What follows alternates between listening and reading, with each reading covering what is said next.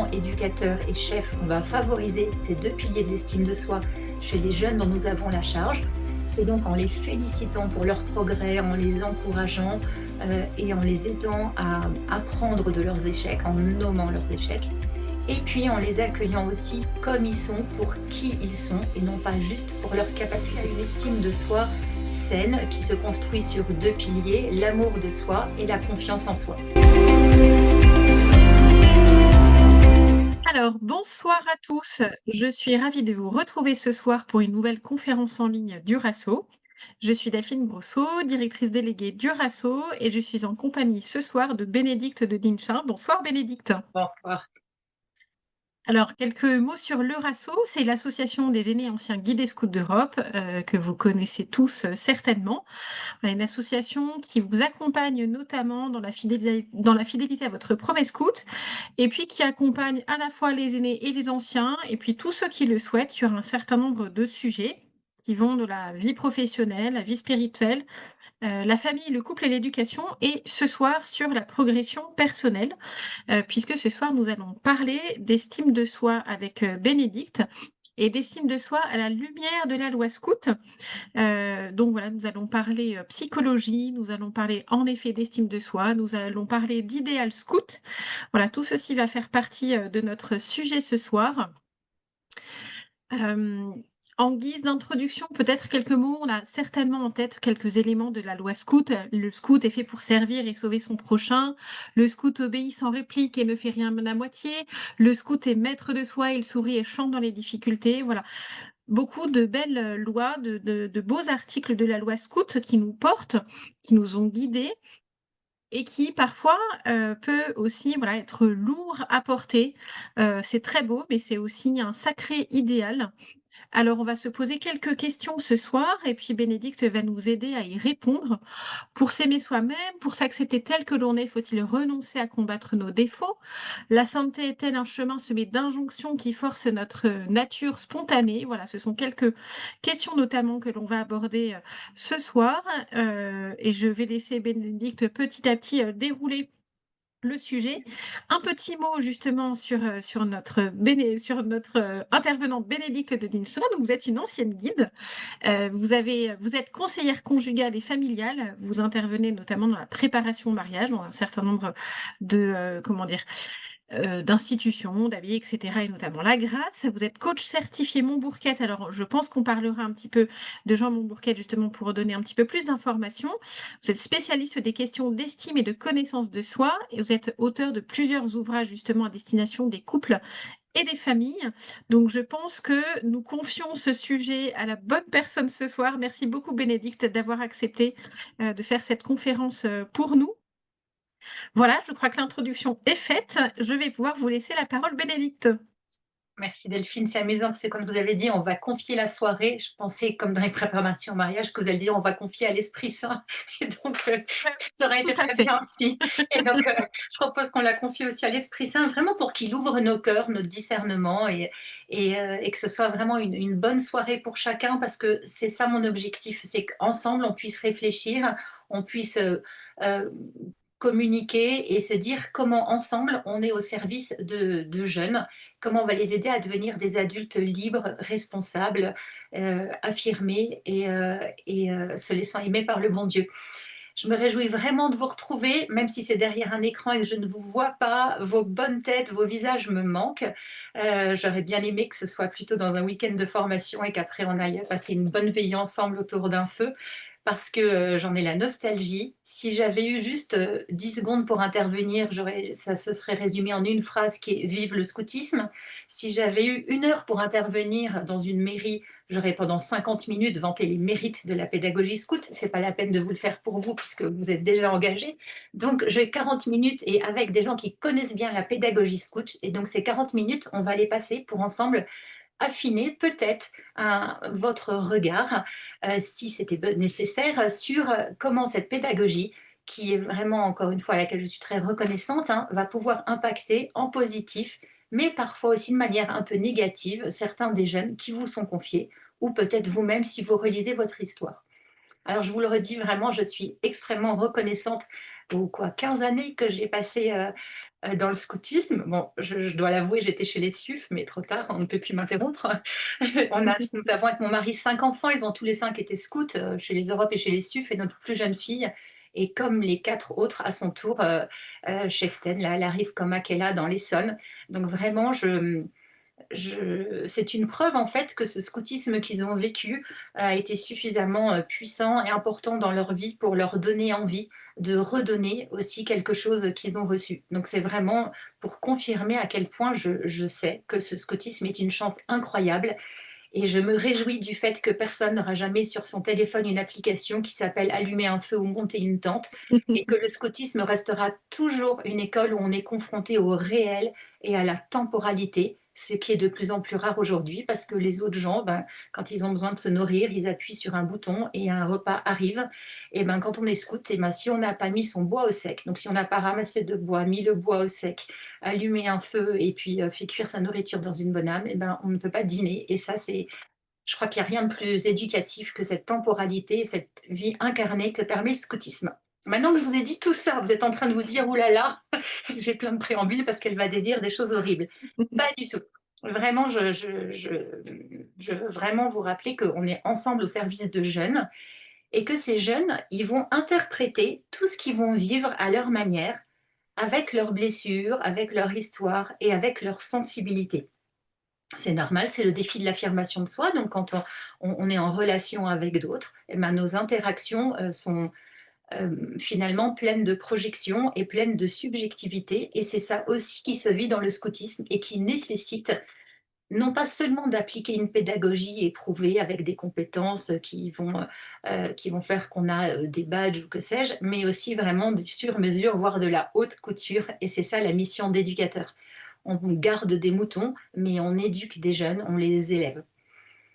Alors merci vraiment d'être là pour contribuer à cette réflexion. Je crois qu'on est nombreux en Delphine, vous disiez, et ça me réjouit. Et vous êtes là devant votre ordi, il est tard, et peut-être que vous êtes impatient parce que ce thème vous intéresse vraiment. Peut-être aussi qu'une part de vous se dit, bah là, j'aurais peut-être mieux fait d'écouter mon ado qui va pas bien, ou il y a un petit dernier qui se relève. J'espère que ma place ne serait pas auprès de lui. Donc, bah oui, vous êtes peut-être un peu tiraillé. Bienvenue avec tout ça ce soir. Donc moi, je voudrais vous parler de 2 thèmes, qui sont des thèmes que j'affectionne particulièrement et qui vraiment trouvent leur jonction dans cette pédagogie scout. Donc ces 2 thèmes, c'est l'estime de soi et puis l'ombre. L'ombre, cette, partie inconsciente de notre psychisme mal aimé qui nous fait peur, dont on parle beaucoup aujourd'hui à toutes les sauces. On nous parle de l'ombre.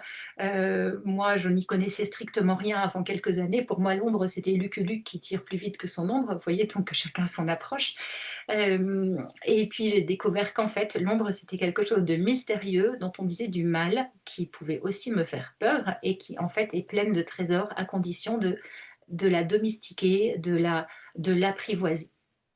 Donc on va voir ensemble qu'est-ce que l'estime de soi, qu'est-ce que c'est que cette ombre, comment elle se forme et comment la pédagogie scout va contribuer à une ombre ajustée, donc avec un moi social, on le verra, ajusté, et puis à une estime de soi saine qui se construit sur 2 piliers, l'amour de soi et la confiance en soi. L'amour de soi pour sa personne, je suis une personne aimable, la Bible nous le dit, avant même que tu sois dans le sein de ta mère, je t'ai connu. Il n'y a pas écrit je t'ai aimé parce que tu as ta première classe. Vous voyez, on n'a pas à mériter d'être aimé. C'est un amour inconditionnel qu'en théorie on devrait recevoir, qu'évidemment on ne reçoit que de Dieu. Et donc on a toujours cette quête d'amour inconditionnel et du mal à s'aimer soi-même. Alors vous vous dites peut-être s'aimer soi-même, l'estime de soi, tout ça c'est du développement personnel à la mode. Je vous rappelle, mais vous le saviez, qu'il est écrit tu aimeras ton prochain comme toi-même et que donc s'aimer soi-même, ce n'est pas de l'orgueil, ça peut le devenir, mais un amour de soi ajusté, c'est juste ce qui va nous permettre de nous accueillir comme nous sommes pour aller aimer les autres avec davantage d'empathie, de compassion et beaucoup moins de jugement. Pour vous dire tout ça, je m'appuie sur 3 choses.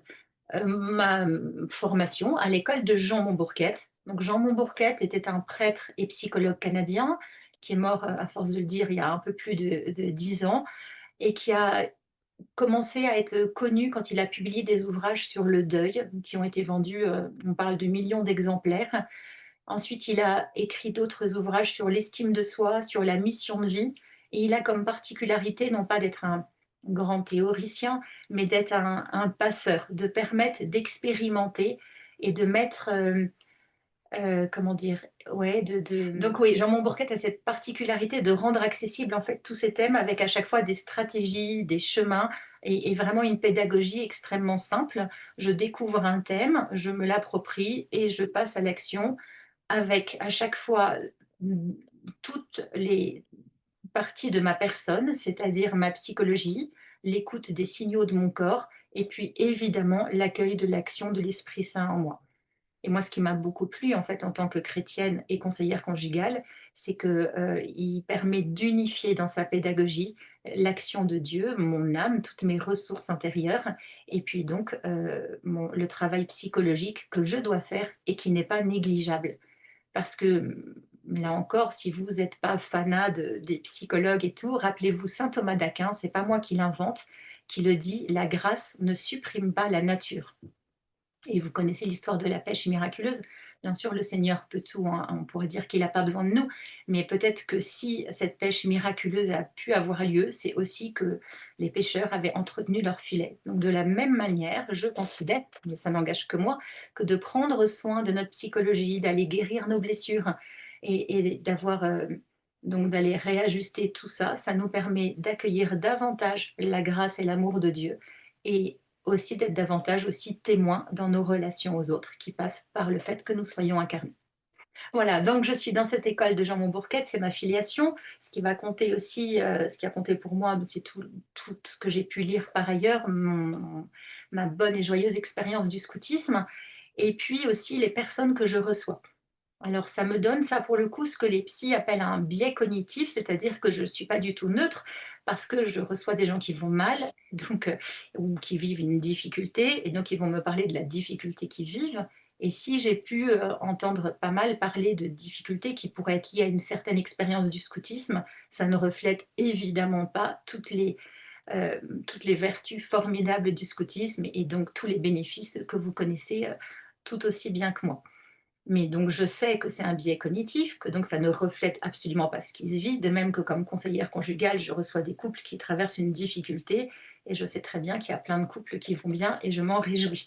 Voilà, mais n'empêche que ce que ces personnes me disent, me conforte dans le fait qu'il y a un point de vigilance à avoir sur le risque, disons-le carrément, d'une espèce de double personnalité. D'un côté, je rêve d'être comme le prince Eric ou je ne sais quelle héroïne de romans que lisent les jeunes guides. Et puis d'un autre côté, je suis confrontée à ma misère humaine. Et nous sommes tous incarnés et tous confrontés à notre misère humaine. Et nous avons à l'aimer et nous avons à l'accueillir. Et c'est parce que nous l'accueillons que nous pouvons grandir petit à petit.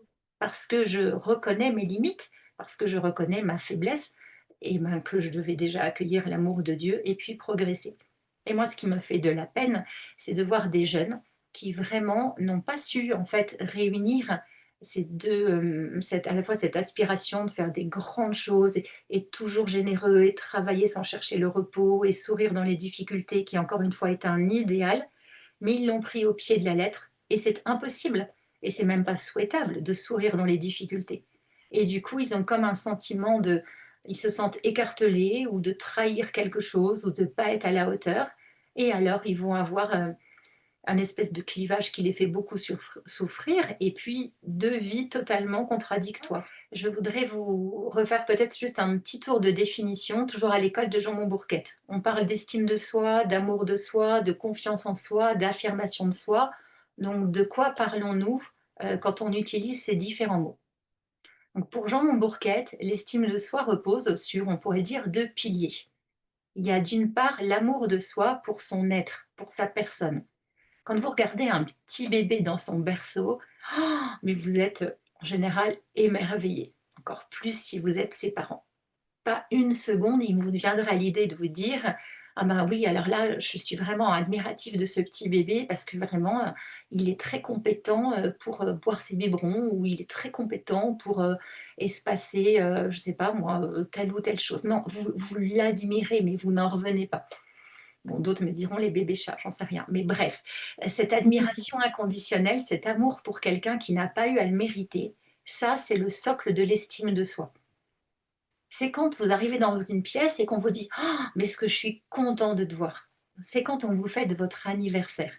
C'est lorsqu'on vous sourit, c'est lorsqu'on vous prend dans les bras vraiment pour, avec des gestes d'affection gratuite. Tout ça, ça conforte l'estime de soi pour sa personne. Je suis aimable. L'autre pilier de l'estime de soi pour Jean Montbourquette, c'est l'estime de soi pour son agir. On pourrait dire pour ses compétences, et donc on va l'appeler la confiance en soi. Je suis capable. La confiance en soi, elle est aussi très importante à fortifier chez un jeune, et c'est là où vraiment, alors on est en plein dedans avec la pédagogie scout. Je suis capable, je suis hyper bon en froissartage. Là, vraiment, le morse, j'ai vraiment aidé ma patrouille, ou je suis bon pour inventer un menu. Grâce à moi, on a gagné le concours de cuisine. Vous voyez, toutes ces compétences qui permettent de gagner en confiance en soi et qui, lorsqu'un jeune sera face à une difficulté, pourront lui permettre de dire: «Oui, mais là, j'ai su être, courageux, j'ai su être persévérant, ou j'ai su, avoir de l'esprit d'initiative, ou j'ai su être créatif», et donc il va avoir cette connaissance de ses capacités, de ses talents, et ça lui donnera de la force pour affronter une difficulté. Donc heureusement que cette confiance en soi, elle se cultive, et c'est formidable que dans le scoutisme, elle est en plus une, je ne sais pas si on peut dire que les brevets, ça s'appelle comme ça, les brevets sont des récompenses, j'aime pas le terme récompense, mais en tout cas, ce sont vraiment comme la preuve que oui, tu es compétent dans un domaine. Et c'est vraiment chouette d'avoir cette preuve parce que quand on est ado, d'ailleurs quand on est adulte, on a parfois beaucoup de mal à se dire: «Je suis compétent dans un domaine». Vous connaissez sûrement des gens qui disent: «Ouais, je suis pas trop mauvais en tennis». En fait, c'est des brutasses au tennis, ils battent tout le monde, mais ils n'oseraient pas le dire parce qu'ils ont peur d'être orgueilleux. Ou alors ces maîtresses de maison, lorsque vous êtes invité à dîner, qui vont vous expliquer pendant un quart d'heure pourquoi leur dessert est raté. Vous voyez la difficulté à dire: «J'ai réussi quelque chose» ou «Je suis compétent dans un domaine», parce que ça pourrait ressembler à de l'orgueil. Et là, c'est formidable, la pédagogie scout, parce qu'elle va dire: «Mais si, c'est vrai, je suis ton chef, on l'a reconnu, ou la troupe, ou que sais-je, l'a validé, et tu as le droit d'en être fier». Et la fierté, c'est pas de l'orgueil. Je pense à une religieuse, sœur Laetitia, responsable d'une communauté. Un jour, je la félicitais parce qu'elle avait pris une décision que je trouvais extrêmement pertinente et qui portait beaucoup de fruits. Donc, je la félicite. Et loin de minimiser ce qu'elle avait fait, elle dit: «Bah oui, merci beaucoup Bénédicte, gloire à Dieu». Et moi, ça m'a beaucoup appris. Elle a pris la responsabilité de sa réussite, et elle a tout de suite, hop, elle l'a remis, elle a verticalisé ça pour ne pas en tirer d'orgueil. Tandis que quelques mois avant, j'accompagnais une femme, enfin, qui participait à un atelier d'estime de soi. Elle avait réussi des concours extrêmement difficiles dans la magistrature et tout, et puis d'autres la félicitaient. Disaient: «Oui, non, mais c'est que j'ai un bon ange gardien». Alors une participante du groupe lui a dit: «Bah, écoute, le mien, il doit pas être très doué quand même parce que j'ai pas du tout réussi de concours». Et en fait, elle avait du mal à prendre la responsabilité d'un succès. Et c'est pour ça que c'est formidable. Donc l'estime de soi, c'est d'être capable de prendre la responsabilité d'un succès, de savoir en quoi on est compétent, et ça marche avec tout ce qu'on réussit, bien évidemment, vous l'aurez compris, vous le saviez déjà, et ça marche aussi avec le fait de prendre la responsabilité de ses erreurs. Et là, il y a vraiment un dosage à faire.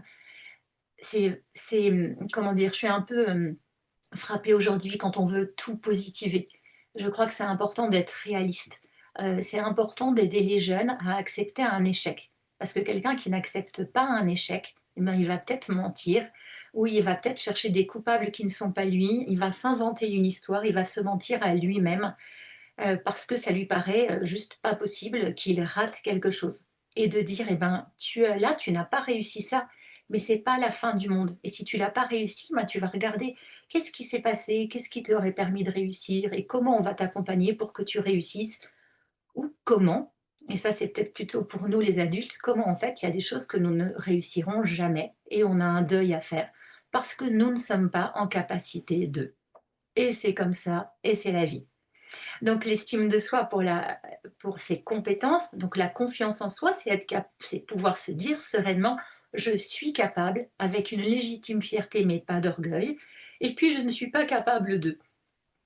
Et lorsque vous entendez des jeunes ou des moins jeunes dire: «Ah ben, je suis nul en», allez leur poser cette question, dites-leur: «Mais est-ce que tu voudrais devenir capable de? Et comment tu vas le faire?» Et c'est vraiment ça, favoriser la confiance en soi. Ce qui peut, freiner cette confiance en soi et procurer de la mésestime, c'est peut-être ce qu'on appelle les fausses identifications. Et c'est là où parfois la formulation de certains préceptes scouts, m'interroge lorsqu'on utilise l'auxiliaire être. Je dois être généreux, je suis, courageux, je pense, à la suite de Jean Montbourquette, mais je ne le prends pas en parapluie et j'assume tout à fait mes propos, que c'est, trop demander, que ce n'est pas ajusté de dire à quelqu'un ou de demander à quelqu'un d'être ceci ou cela. Nous ne sommes pas une qualité. Je suis une femme, vous êtes une femme ou vous êtes un homme, ceux qui nous regardez ce soir, et vous avez tel ou tel talent. Vous avez tel ou tel trait de caractère. Et d'ailleurs, ils vont et ils viennent, et avec la vieillesse ou la maladie ou les accidents de la vie, vous n'aurez plus ces talents ou ces traits de caractère, et vous serez toujours vous-même, ça ne changera jamais. Et je pense que c'est une grande liberté de faire la différence entre un idéal de générosité et un objectif qui serait être toujours généreux. C'est là où je m'interroge sur la pertinence de vouloir être toujours généreux. Déjà, il y a être, vous l'avez entendu, je ne suis pas très à l'aise avec ça, et puis il y a le toujours. Si pour vous, être généreux ne signifie pas une injonction, alors tout va bien. Si c'est vraiment développer de la générosité plutôt que de l'égoïsme, ça aide chacun à grandir en liberté. Le point de vigilance que j'y verrais, c'est lorsque il n'est même plus possible de dire non.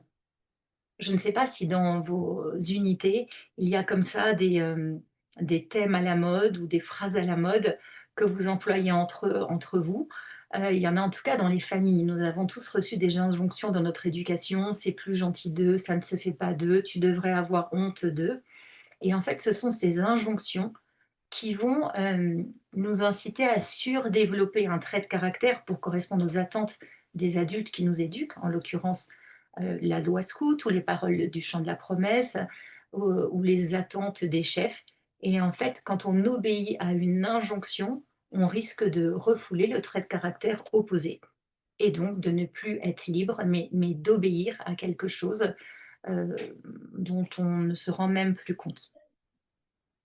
Voilà, ça c'était pour dire que, une juste estime de soi, elle s'appuie donc sur à la fois la conscience de sa valeur intrinsèque. Je suis aimable et je n'ai pas à mériter d'être aimable, je suis aimable et puis je suis capable ou pas capable de, et ça me donne le désir de progresser et la confiance en mes capacités. Et comment nous, parents, éducateurs et chefs, on va favoriser ces 2 piliers de l'estime de soi chez les jeunes dont nous avons la charge? C'est donc en les félicitant pour leur progrès, en les encourageant, et en les aidant à apprendre de leurs échecs, en nommant leurs échecs, et puis en les accueillant aussi comme ils sont, pour qui ils sont et non pas juste pour leurs capacités. Je vais vous donner un exemple. Une CP qui voit arriver une guide de sa patrouille dans le local et qui dit: «Ah, je suis contente de te voir».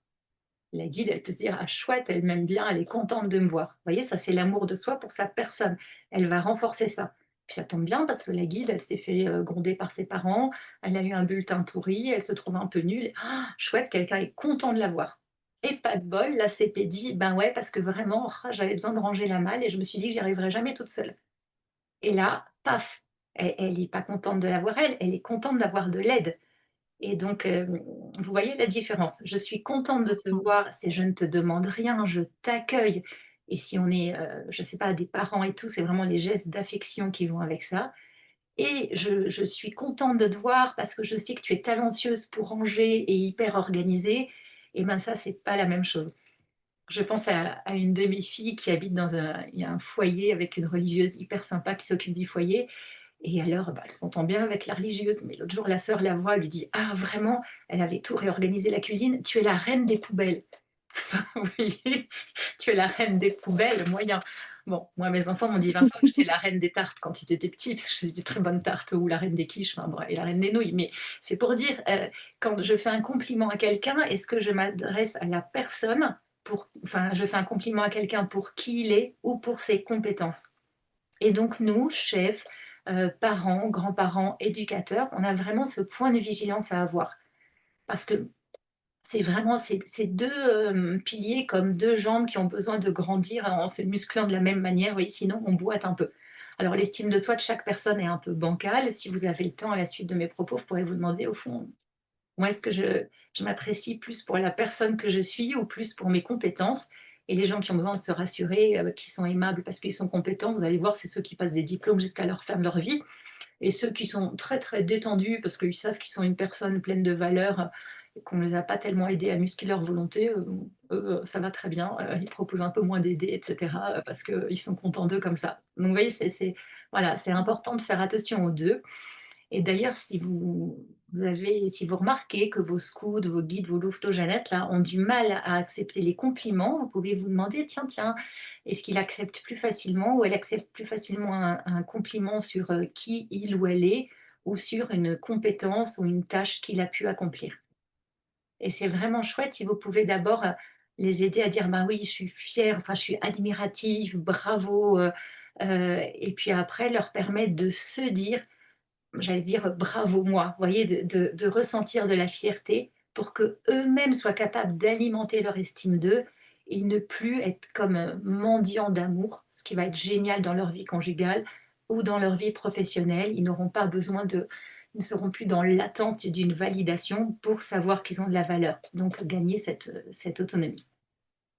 Mais Donc dis-moi, voilà, j'interviens, ouais. vous venez de parler de vie professionnelle ou de vie conjugale, parce qu'on là, on parle beaucoup enfin de relations éducatives, d'éducation et puis, des jeunes. Mais en fait, ce que l'on dit sur l'estime de soi, la confiance en soi, en fait, c'est valable aussi dans des relations plus horizontales dans des relations, conjugales, des relations avec des collègues et cetera. On est d'accord avec ça? Ah oui, c'est Ou il y a vraiment des précisions transposable à faire? absolument partout. Ah là, vraiment, il y a pas de barrière. Je vais vous donner un OK, très clair. exemple de confiance en soi, pour ses compétences, ça me fait rire, d'une dame âgée. Ses enfants, une dame qui avait, je sais plus, 85 ans, et elle avait des petits-enfants à l'étranger, donc ses enfants se sont dit: «Ben, on va lui acheter un ordinateur pour qu'elle arrive à communiquer avec eux». Puis vraiment un ordinateur, ça marchait pas et tout. Alors ils se sont dit: «Bon, ben, on va essayer avec un iPad». Puis ils lui ont offert un iPad. Alors de temps en temps, elle les appelait en disant: «Le petit escargot, je me souviens plus comment ça marche». Alors ça, c'était arrobase. Donc vous voyez, au début, c'était un peu laborieux. Et puis un jour, elle a avancé, elle a pris des cours, elle a réussi à se connecter sur YouTube pour regarder des vidéos et tout.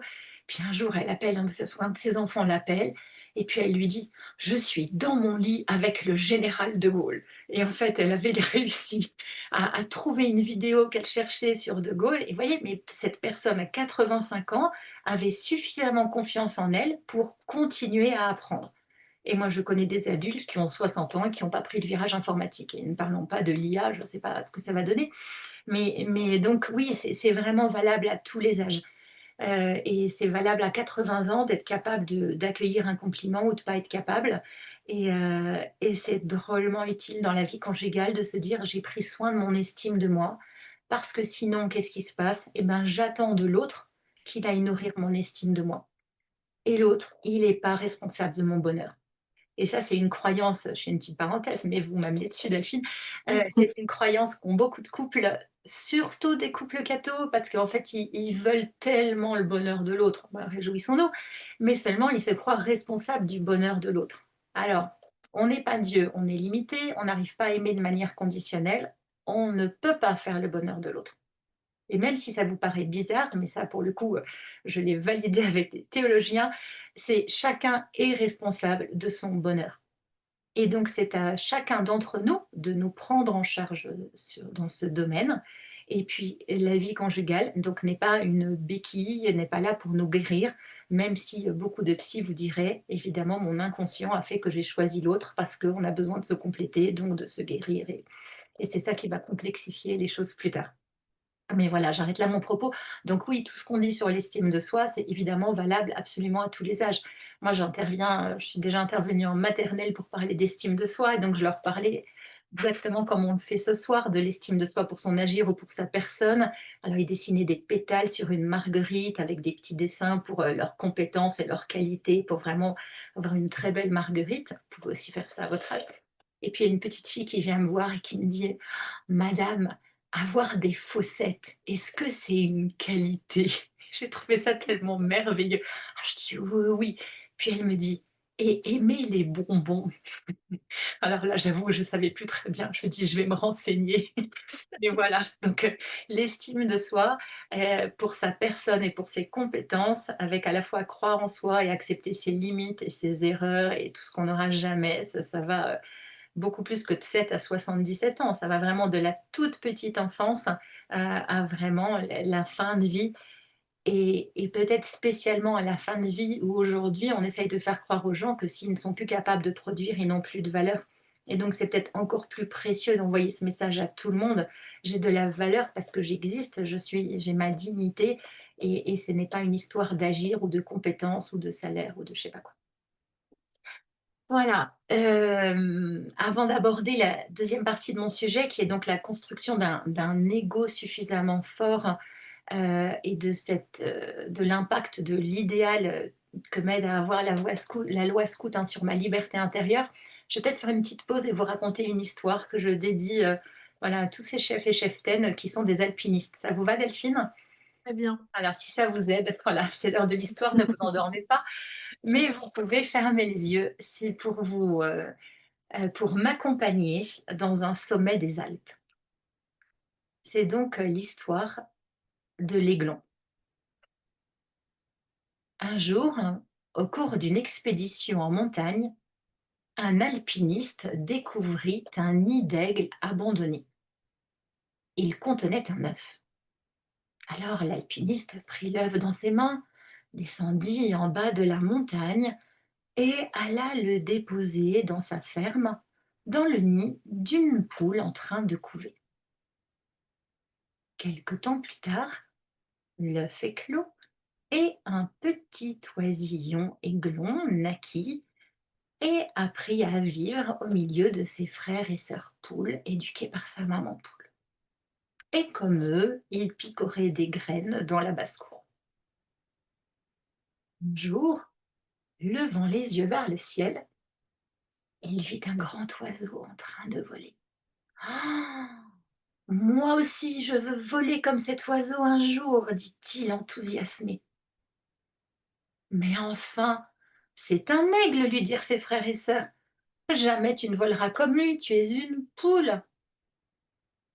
Alors, dépité, il baissa la tête et se remit à picorer des graines comme ses frères et sœurs poules. Quelque temps plus tard, l'alpiniste revint dans la ferme et vit le jeune oiseau. Alors, il le prit dans ses mains et le jeta en l'air pour le faire voler. Mais celui-ci eut à peine le temps d'écarter les ailes qu'il s'écrasa maladroitement au milieu de la cour. Et un éclat de rire général salua sa chute. Mais l'alpiniste, qui connaissait la vraie nature de l'aiglon, ne se laissa pas décourager. Il reprit l'oiseau dans ses mains, monta cette fois-ci tout en haut du toit d'une de ses granges et le jeta à nouveau dans les airs en lui disant: Tu es un aigle, vole. L'oiseau ouvrit alors les ailes, fit quelques battements au-dessus de la basse-cour et s'éloigna vers les sommets des montagnes voisines.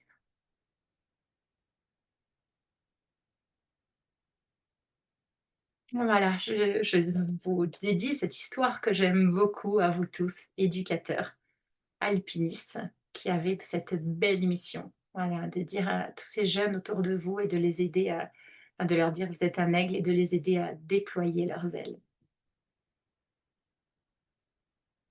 Peut-être que vous n'avez pas eu vraiment d'alpiniste et qu'aujourd'hui, voilà, vous vous dites: «Ah quand même, j'aurais bien aimé qu'on me le dise». Et ben, la bonne nouvelle, c'est que vous le savez et que vous pouvez vous le dire. Heu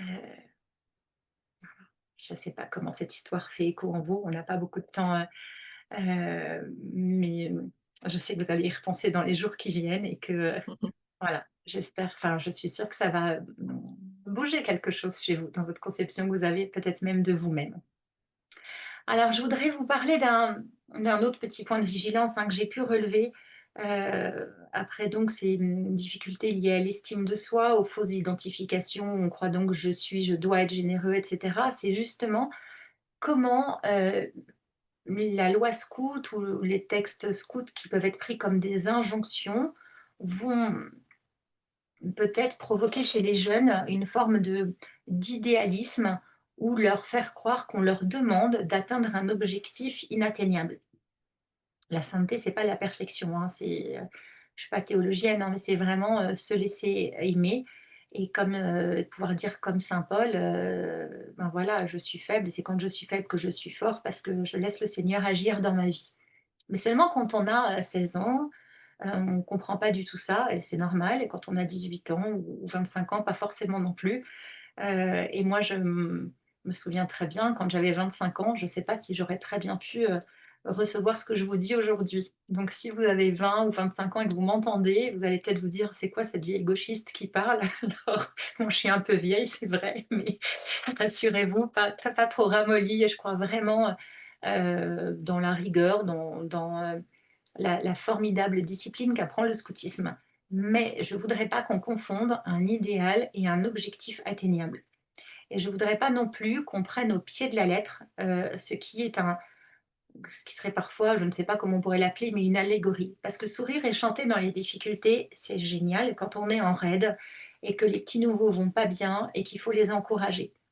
Mais savoir dans une difficulté dire je vais pas bien, ça veut dire être authentique et ça veut dire être capable de demander de l'aide. C'est formidable d'être courageux.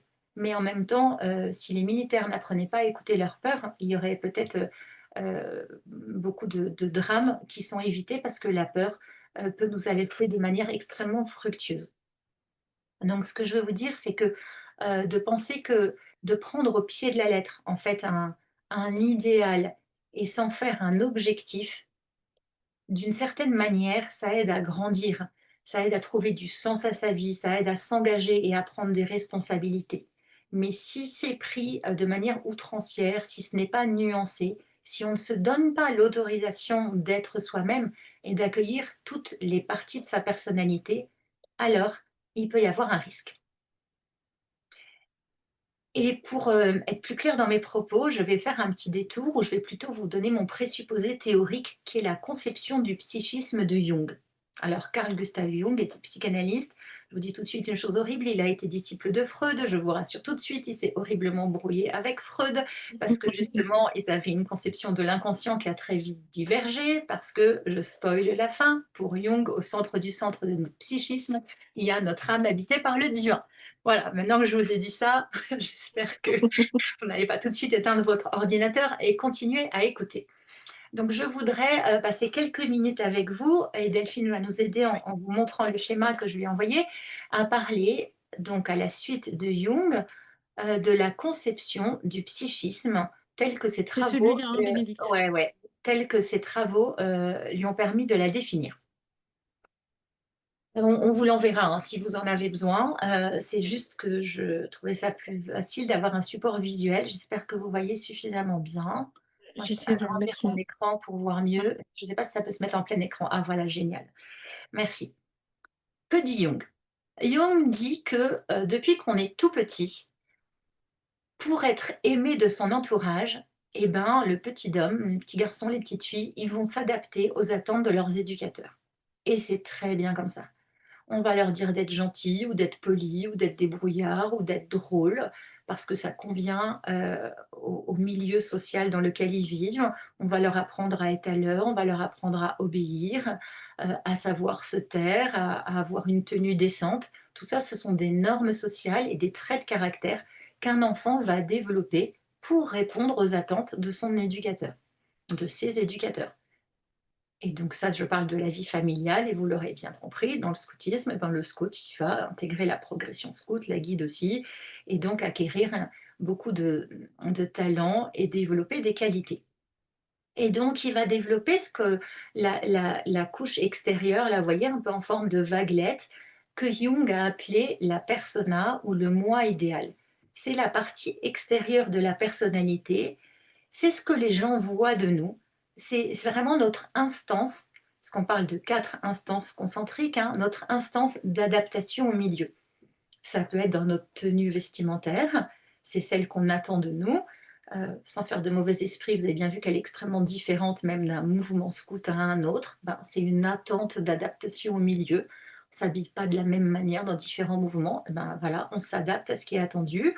On s'habille pas de la même manière quand on va dans une soirée très élégante ou quand on va, je sais pas, courir le matin.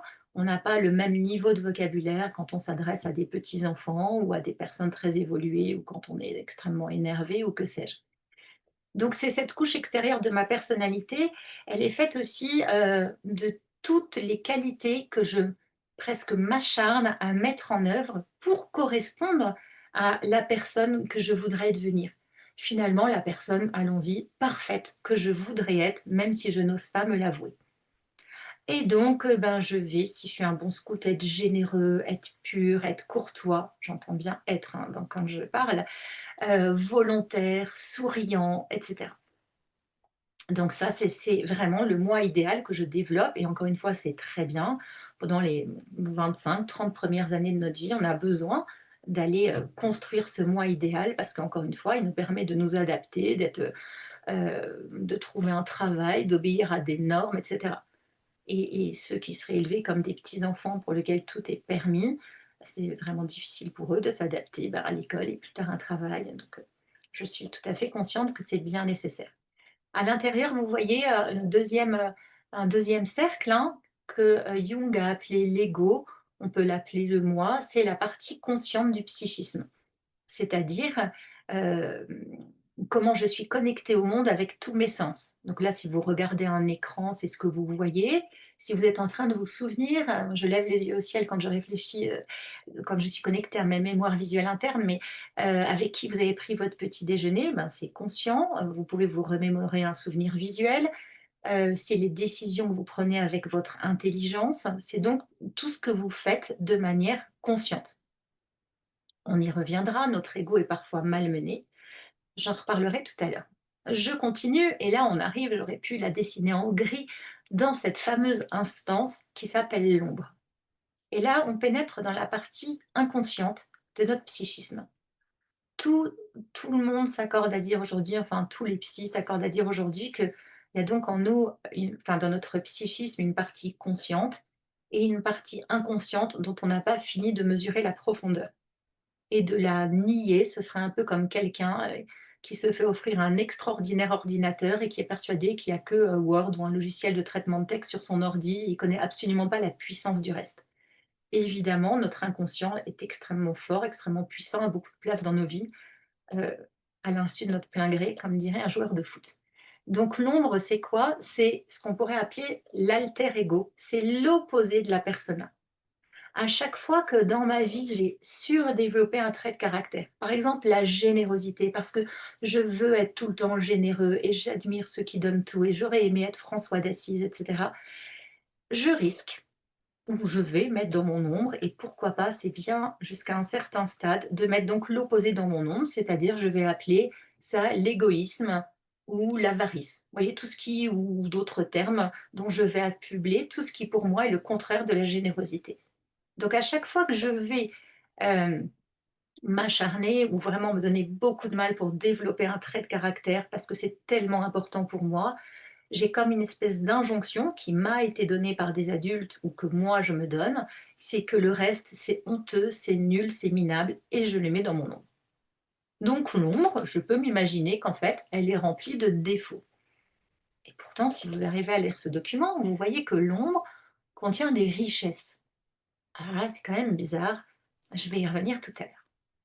Et puis si on continue toujours, et là j'aurais aimé mettre un beau jaune doré, il y a évidemment au centre du centre la, la, et ben notre âme, ce que Jung lui a appelé avec ses mots le soi avec un S majuscule, mais c'est notre âme habitée par le divin. Donc au cœur de nous, c'est vraiment voilà, le siège de Dieu en nous, qui connaît notre potentiel, qui nous aime, qui aime en nous beaucoup plus que cette belle façade qu'on voudrait montrer. et qui sait qui nous sommes avec tout ce qu'il y a dans notre ombre aussi. Et c'est parce que cette part de nous, cette instance qui est dans notre inconscient sait qu'on est plus que cette belle façade, qu'elle voudrait comme faire se déployer ce qu'il y a dans notre ombre, mais qui pourtant paraît menaçant à notre pauvre ego là, qui est peut-être pas très au courant de tout ça, pas très alerté et qui va s'acharner à lutter contre. Par exemple, quelqu'un qui dans sa famille, ben, un bon scout, travaillait sans relâche, hein, c'est ça? Ben, il a appris qu'il fallait travailler sans relâche, et ben, il va jamais se reposer et dans son ombre, il a mis paresseux. Gaston Latex. Vous voyez, il a trouvé comme ça un nom comme ça, vraiment, il supporte pas. Et d'ailleurs, quand il voit un scout qui est endormi, alors non, mais il se dit: «C'est pas possible, je veux dire, on n'est pas en camp pour, dormir la journée, c'est n'importe quoi». Il ne supportera pas les gens qu'il va appeler paresseux. Alors très bien, il est courageux, entreprenant, c'est super, il a sa première classe et grâce à lui, il y a un mât extraordinaire, il a vraiment tellement bossé et tout. Mais peut-être que quand il a 40 ans, ben, c'est lui qui fera le premier un burn-out dans son service parce qu'en fait, il ne sait pas s'arrêter. Parce qu'être capable de s'arrêter, être capable de se reposer, être capable de dire non, et ben lui, il croit, c'est une fausse croyance, que c'est de la paresse. Il n'a pas trouvé cet équilibre entre savoir dire oui libre parce que je sais dire un non libre. Il a donc mis dans sa persona, et puis alors ça l'a bien, bien gonflé, enfin ça a rempli, nourri sa persona, cette générosité qui est donc devenue plus qu'un idéal, mais pour lui, il obéit à cette injonction: «Tu dois être généreux». Et lorsque parfois il refuse, de rendre service parce que, vraiment juste il en peut pas, il n'en peut plus, mais il ressent de la honte. En fait, les traits de caractère qui sont dans notre ombre, lorsqu'on les manifeste, on ressent de la honte. Et c'est là où vous voyez bien, c'est juste pas possible pour l'estime de soi d'avoir honte de montrer quelque chose de nous. C'est très pernicieux. Ou alors, lorsqu'on voit quelqu'un d'autre qui ose manifester un trait de caractère qui nous paraît vraiment condamnable, alors on va le juger, le critiquer, on ne peut pas le supporter, on est exaspéré par lui. Et ça peut très facilement, dans un groupe, que ce soit un groupe scout, une entreprise, même une communauté, une famille, devenir le mouton noir ou le bouc émissaire. Donc vous entendez bien que ce qui nous est demandé pour être vraiment des hommes et des femmes debout et d'être des chrétiens libres, et donc je l'ai un peu dit, dire un vrai oui, c'est être capable de dire un vrai non, et inversement. Ce qui nous est demandé, c'est pas de s'identifier à une personne généreuse qui du coup ne serait pas capable de dire non. Je crois que c'est Gandhi qui disait pour être non violent, il faut être capable de violence. Sinon, on est peut-être juste un lâche. Et, et donc, ce que je vous propose un peu comme peut-être point d'attention, ce serait de vous dire, ces jeunes que j'éduque ou le jeune que j'ai été, est-ce qu'il a su mesurer ça?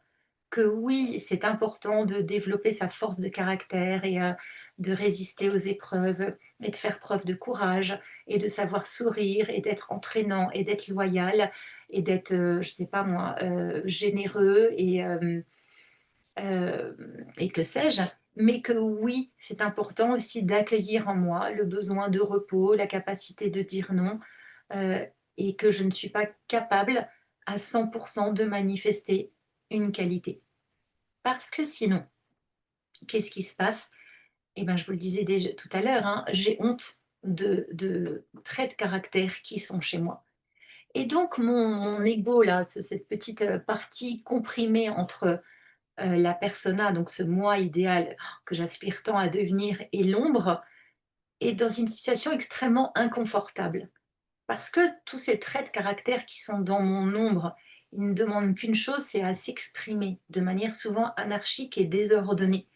Et ils ont besoin d'être éduqués, d'être apprivoisés. Mais pour l'instant, ils sont juste comprimés parce qu'ils me terrifient et je me crois obligée d'obéir aux injonctions de ma persona comme un petit enfant obéirait à une, je sais pas, grand-mère ou éducatrice ou un éducateur très autoritaire. Donc en fait, je ne suis pas libre. Je vais vous donner un exemple. Hem,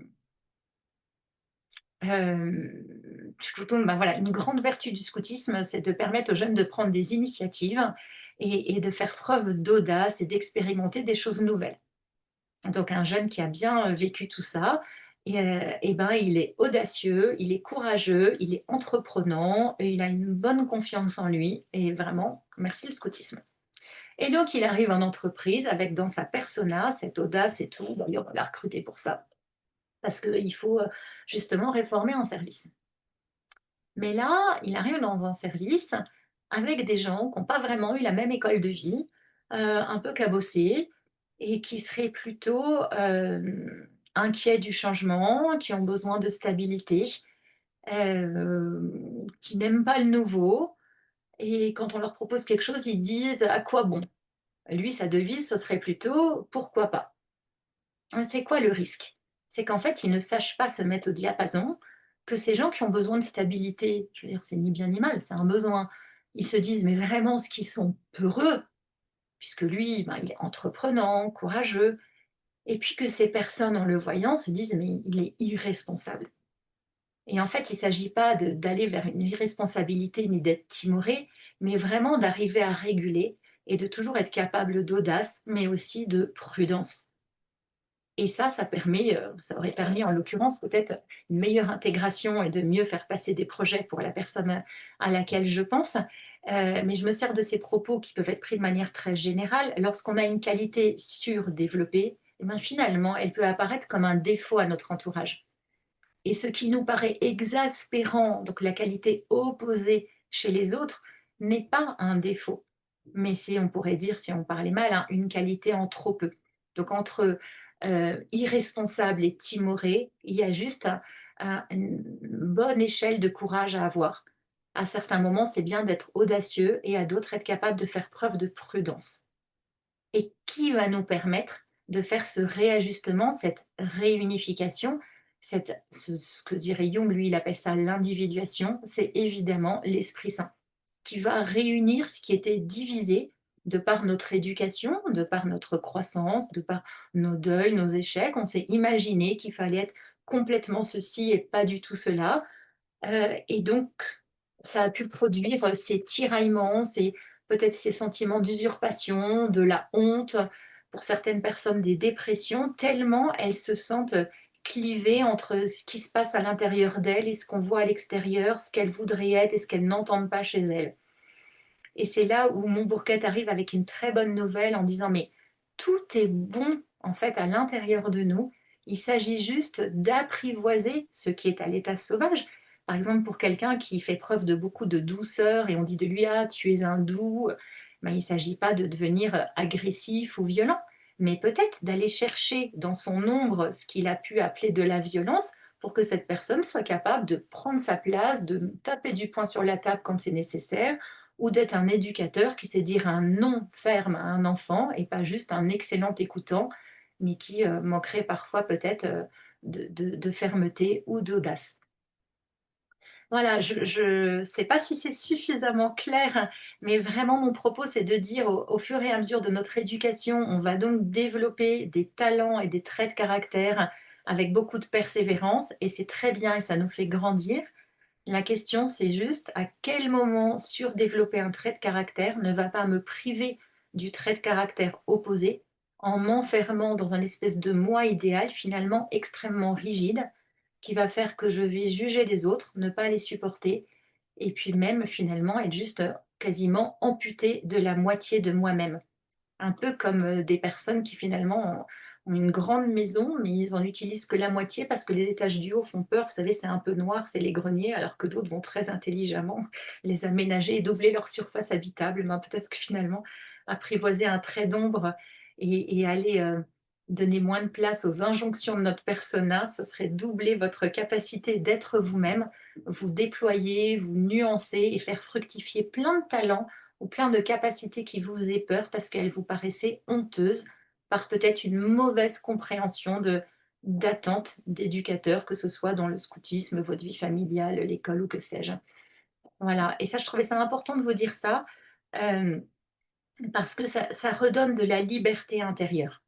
Voilà, ça permet de rechoisir, de se dire, encore une fois, un idéal, ça m'aide à me lever, ça me donne envie de faire des grandes choses et de me dépasser, mais en même temps, je sais que je suis faible et que je peux accueillir mes limites et puis que j'ai le droit d'être authentique et que sourire et chanter dans les difficultés, c'est bien, à certains moments pour entraîner les autres lorsque j'ai un rôle et une responsabilité, mais être capable d'accueillir ma tristesse et bah, parce que sinon je peux pas faire un deuil si j'accueille pas ma tristesse, de me confier à quelqu'un, de lui permettre de m'aider et de demander de l'aide et ben, ça aussi, ce sont des grands talents que je ne pourrais peut-être jamais développer si je me sens obligée de sourire et chanter et cetera et tout.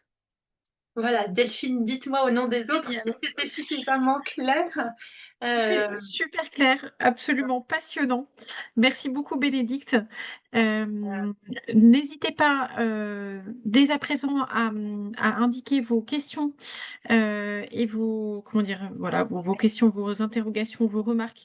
et Alors peut-être avant plutôt Delphine, pardon, oui, pardon, je pardon. vous coupe. Oui, oui. Est-ce qu'en 20 secondes, là, vous pouvez chacun vous poser la question, est-ce que j'ai un talent que j'aurais peut-être surdéveloppé et je gagnerais à développer l'opposé? Je suis un super bon leader, mais est-ce que je suis capable de suivre? Je suis un très bon écoutant, mais est-ce que je sais me positionner? Je suis un très bon débatteur, mais est-ce que je sais écouter? Vous voyez, j'aimerais, vous permettre de vous poser là en quelques secondes cette question. Est-ce que vous n'avez pas une qualité en trop et pour vous déployer, vous pourriez aller développer la qualité opposée? Et je m'en réjouis.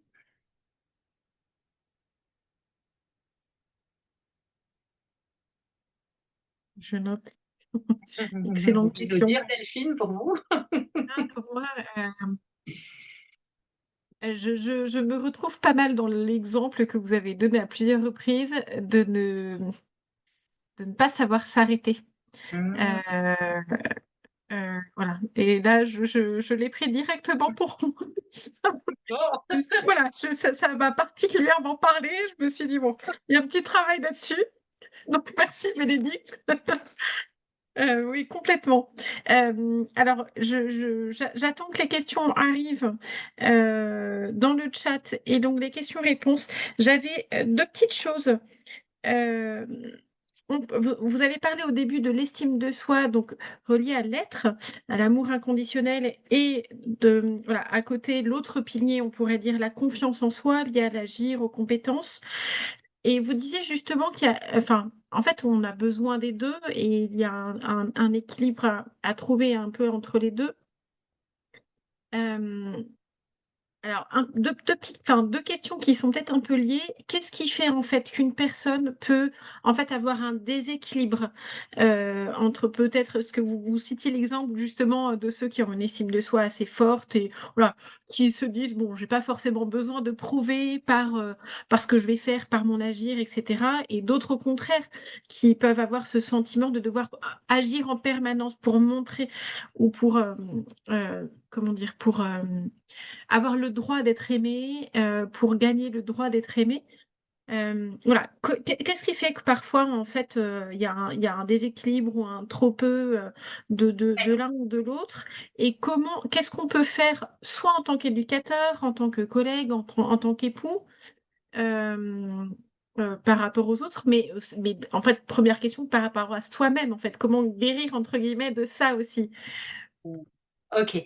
Alors, notre estime de nous, effectivement, elle est parfois, pas la même pour notre personne ou pour nos compétences, suivant pas, juste notre éducation, mais ce qu'on a compris de notre éducation et puis notre milieu familial et 50 000 circonstances, des blessures qu'on a pu avoir. Quelqu'un qui a vraiment eu des problèmes de scolarité parce que, il est dyslexique ou que sais-je, ben, c'est vraiment dur d'avoir confiance en soi pour ses compétences. Eh ben, c'est son histoire. Ou quelqu'un qui n'a pas été du tout encouragé, pour travailler à l'école, ses parents s'y intéressaient pas, ne le félicitaient pas pour ses succès. C'est difficile d'avoir confiance en soi pour ses compétences. Je pense à un monsieur, que je recevais qui avait, je sais pas, je pense une bonne cinquantaine d'années. Il m'a raconté que, quand il était petit, il rapportait son bulletin et son papa le regarde et il avait eu genre enfin il avait eu voilà un 20 en maths et puis son père lui dit, «Il y a eu combien de 20 dans la classe?» C'est dur, hein, quand même d'entendre ça et 30 ans, je sais pas combien d'années après, 40 ans après, il s'en souvenait encore. Donc comment, fortifier l'estime de soi d'un enfant ou d'une grande personne, pour qui elle est et mais c'est en lui disant: «Mais je suis content de te voir. Je suis content que tu sois là». et je suis pas contente parce que tu vas m'aider, me rendre service, j'ai pas besoin de, vous voyez, j'ai pas besoin de toi, c'est juste je suis heureux de te voir. Tu n'as rien à me prouver. C'est donc en fêtant un anniversaire, en fêtant le retour d'un voyage, en rapportant un petit cadeau à quelqu'un, en essayant de comprendre son langage de l'amour pour lui montrer qu'on tient à cette personne. Ça envoie des signaux. Et puis tous les gestes d'affection physique, je te fais un câlin, je t'embrasse, ou si ça gêne beaucoup vos ados, mais bon, une tape sur l'épaule ou que sais-je, et puis je te regarde quand je te parle, et vraiment avec un regard d'amour. Ça fortifie l'estime de soi pour la personne. Et maintenant, pour les compétences, c'est vraiment les encouragements. Oh, bravo, mais tu as réussi à faire du vélo sans petite roulette. Ou alors, waouh, bravo, mais c'est dingue, votre tente surélevée, mais elle est incroyable. Ou alors, mes félicitations pour, je sais pas, le rangement de votre coin patrouille. Mais c'est vraiment, je suis admirative que vous ayez tout très bien trié ou que sais-je. Vous voyez, c'est vraiment en faisant peut-être des compliments contextualisés, parce que vous faites peut-être partie des gens qui ont du mal à recevoir des compliments. Et si on vous dit: «Ah ouais, je te trouve hyper intelligent», c'est dur parfois à croire. Bon, si vous le croyez, tant mieux pour vous. Mais parfois, c'est dur à croire, parce que justement, on manque d'estime de soi. Et ce qui est intéressant, c'est d'aider la personne en précisant: «Ah ouais, moi je te trouve hyper intelligent parce que l'autre jour, tu m'as parlé, je sais pas, des dernières positions de tel homme politique et j'ai enfin réussi à comprendre les enjeux du problème. Vous voyez, vous citez un trait de caractère et vous donnez le contexte. Et là, ça va mais comme nourrir l'estime de soi de la personne pour ses compétences parce qu'elle ne peut pas le contredire. C'est vraiment vrai, comme disent les enfants, elle l'a fait et en plus vous l'avez remarqué et en plus vous lui avez redit. Alors ça marche scout, mais alors dans la vie conjugale, formidable à utiliser sans modération. Donc ça répond à la fois à votre question, comment se construit l'estime de soi pour la personne et pour les Oui. compétences. C'est donc vraiment les encouragements pour les réussites, mais aussi prendre la responsabilité des échecs. C'est tu peux avoir fait une bêtise, mais t'es pas idiot. Tu peux avoir fait une ânerie, mais tu n'es pas un homme, un âne, pardon. Vous voyez, ne pas identifier. Et c'est pas parce que tu as fait un truc génial que tu es un génie. Parce que de dire à un enfant, tu es le plus intelligent de la famille, ça va pas l'aider, hein. Il va saboter tellement il aura peur de vous décevoir. Donc c'est vraiment bien mesurer les compliments en contextualisant pour les compétences et puis la joie, l'accueil de la personne pour qui elle est. Très bien, merci beaucoup. La réponse est très claire. Alors on a une question de Vincent. Merci pour cette belle conférence. Merci Vincent. Comment avancer sans oublier ses qualités tout de même? Bah oui, mais c'est drôlement important. Alors, c'est même pas sans les oublier, c'est en vous souvenant de votre qualité. OK, on va faire un test. Est-ce que là, vous pouvez dire en quelques secondes 5 compétences que vous avez ou 5 qualités? Ça ne veut pas dire tout le temps, hein, mais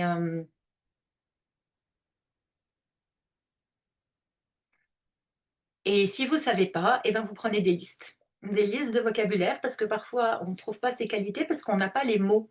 C'est ça, ça paraît bête, hein, mais c'est très très important d'avoir un vocabulaire vraiment nuancé.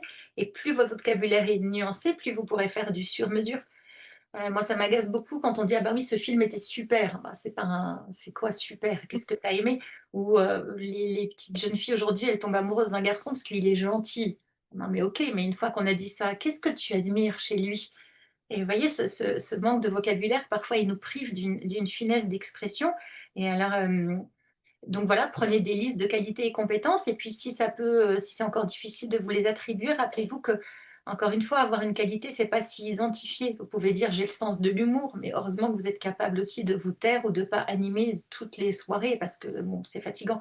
Donc voilà, donc oui, je souscris aux propos de ce monsieur. C'est vraiment important d'être capable de connaître ses qualités, parce que c'est ça qui va nous aider dans les moments difficiles, à aller de l'avant et à même s'encourager soi-même.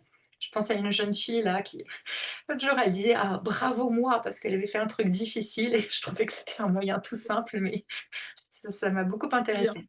Oui. Alors, on a des vous pouvez regarder, sur le chat, je le dis aux participants, il y a des remarques, de cette voilà, des exemples, des uns et des autres, que vous pouvez lire. J'avais une dernière petite question et puis ensuite je pense qu'on clôturera la conférence.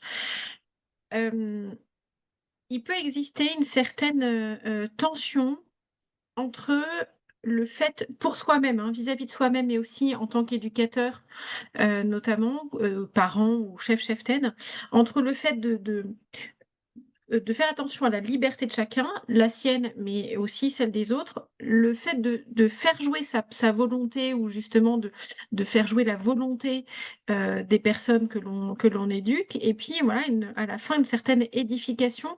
En fait, comment on place, le curseur, au bon endroit?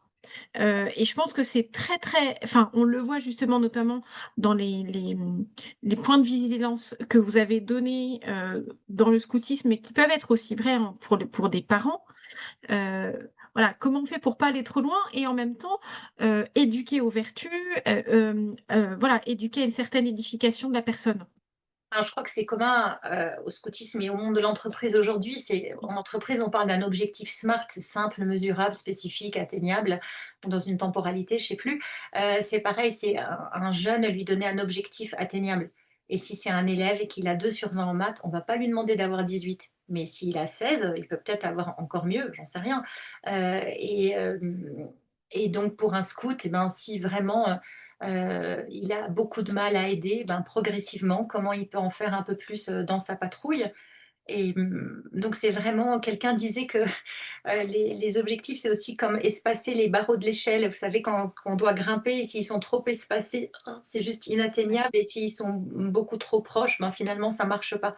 Donc c'est se dire un objectif atteignable et vraiment précis, de dire: «Tu peux mieux faire», «Devrais arrêter de rêver». Alors déjà les objectifs formulés en négatif, ça ne marche pas, c'est important de les formuler en positif. Au lieu de dire: «Tais-toi», c'est mieux de dire: «Écoute, arrête de gigoter, est-ce que tu peux, te tenir, tranquille?»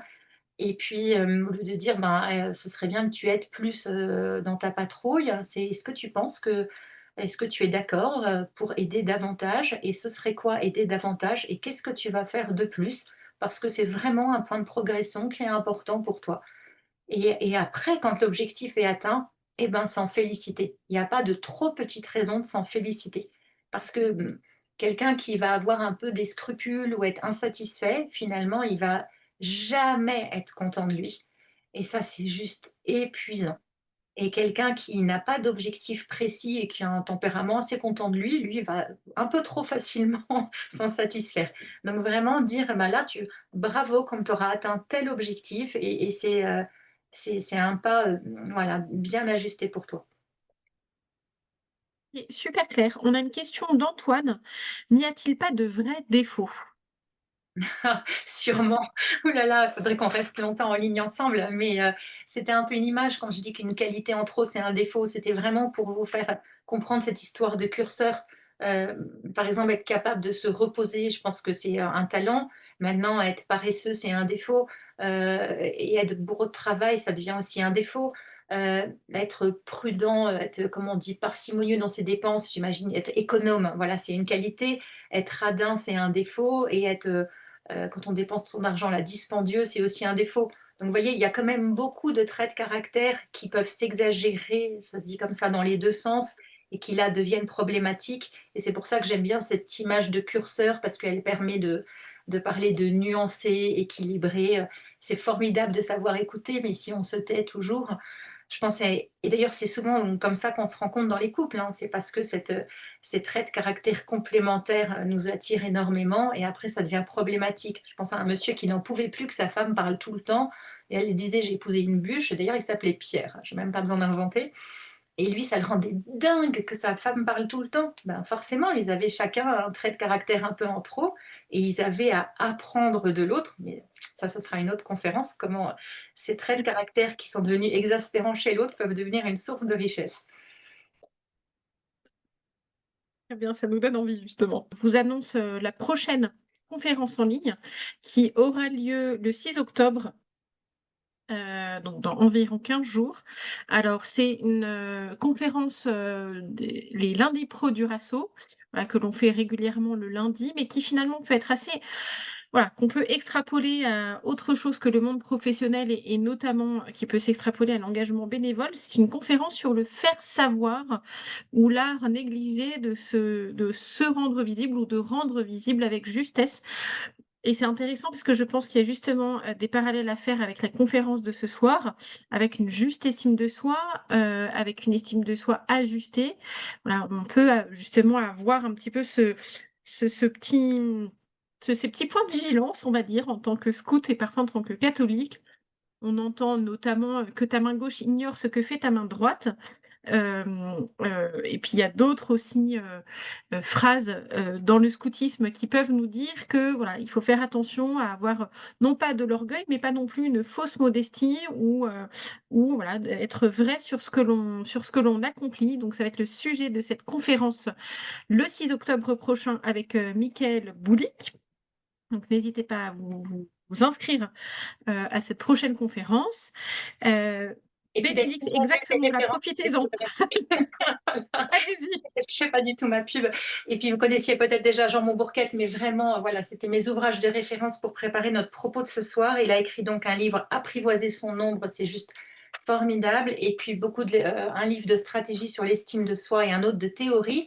Et si sur ce thème de l'ombre que j'ai un peu effleuré, l'Institut Montbourquette, qui fait connaître ses travaux, organise avec la venue de Pascal Hyde en région parisienne le lundi 13 octobre une journée d'atelier, d'expérimentation et de découverte pour soi-même ou pour sa pratique professionnelle de ce thème de l'ombre et comment il agit dans nos vies, dans nos relations avec les autres, avec toutes ces projections de nos traits d'ombre qui nous font avoir un regard qui n'est pas ajusté ni sur nous ni sur les autres et comment réintégrer ça un peu comme j'ai tâché de vous en parler ce soir. Donc vous pouvez nous rejoindre le 13 octobre, on sera heureux de vous voir.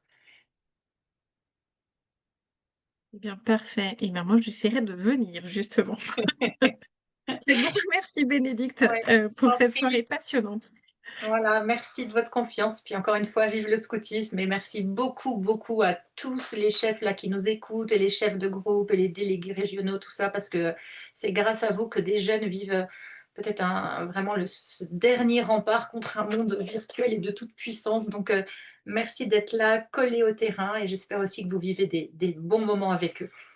Mais je vous rejoins complètement, Bénédicte. Un grand, grand merci. En effet, là, c'est le début de l'année. L'année scout, se lance et voilà, je pense qu'en effet, on Bah peut ouais. dire un grand bravo à tous ceux qui s'engagent, pour, nos jeunes qui en ont tant besoin. Et merci beaucoup, Bénédicte, parce que je pense que vous nous avez apporté de beaux éclairages, justement pour ce beau service, que les chefs et cheftaines prennent pour cette année. Un grand merci à tous. Merci beaucoup Bénédicte. Je vous souhaite à tous une très bonne soirée et à très bientôt pour de nouvelles conférences du Rasso. Bonne soirée à tous.